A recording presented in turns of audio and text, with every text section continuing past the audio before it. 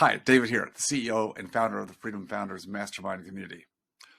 I speak with so many doctors and dentists who are just literally burned out from doing the job, being a dentist, running all the people and the patients and the headaches of dealing with the practice. Particularly, I've seen a lot of it in the last couple of years with what happened during COVID and what's still happening on the back end of COVID with the Great Resignation, staff shortages, patients that are short on money, canceling last minute.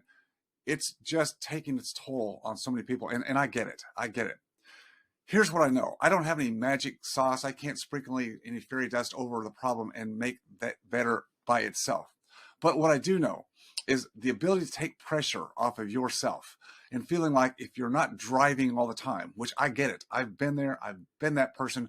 Got to drive, got to make it happen. If I'm not hitting certain numbers, if I'm not taking enough money home each month to live the lifestyle and have the money that I need for retirement that I think I need, if those things aren't happening, it is very, very stressful. And it takes its toll, not just on you, but on a lot of other people. I often ask, who else is paying the price for what we take on as entrepreneurs and business owners? I'm not saying this is easy, but I'm saying that other people that depend upon us, not just for our financial security, but for us to be present, be there. It starts really at home. Our family, our kids, our spouses. When we're checked out, when we're feeling the stress, they feel it too. Yet we don't want them to feel it. We're actually supposed to be there to cover for them and make them feel better. And certainly this bleeds out into other relationships. Staff can feel our presence. Even if we don't say anything, they feel how we feel. Patients are going to pick up on that. The whole environment. It's not good or healthy for anybody. But again, you're saying, well, David, then what's the answer? I got to keep plowing. I got to keep working hard. Yeah, but maybe you're not working as smart as you could be. And I'm not going to talk about your actual practice right now.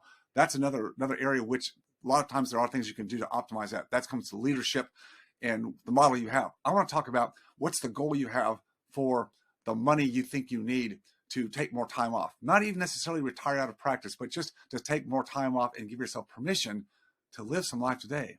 The problem I see is that most people work with financial advisors or planners who do the best they can do, but they can never actually give their clients an actual number that they need to retire. Usually it's very, very obtuse, and the number is, well, to live the lifestyle you're living with the cost of living and your age right now, you better shoot for 8 million. And that might be for somebody who's relatively later in life. If you're younger, they're telling people today 10 million, 15 million. Look, I'm not against shooting for those numbers, but the stress it's putting on you right now, if you think those are the numbers you have to hit, is really doing you a lot more harm than it's good. Health-wise, mentally, it's just not good. What if you had a game plan that instead of just put some pie in the sky number out there, some accumulation number, which is the way the financial model works, what if you had a number that was actually based on cash flow, that also had an inflation hedge to it, so you didn't have to worry about the asset, the net worth actually being diminished by inflation, which we know inflation has that great cost to it. What if you had an asset that kept up with inflation and also continued to produce regular, sustainable cash flow? Even if you weren't ready in a position to leave, sell your practice, make those changes now, just knowing that number doesn't have to be 8, 10, 15, $20 million will give you pause. Now, how do you have that confidence? Well, you need to surround yourself with people who have actually already done that, made that plan work. And that's not, unfortunately, going to be your financial advisors. I mean, they're still working for a paycheck for a reason. They do the best they can.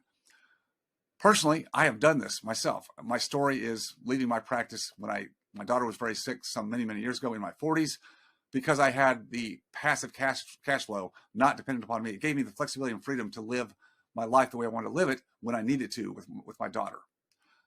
I've now helped hundreds of other doctors and dentists do the same thing in much less time than they thought was ever possible. So it's up to you.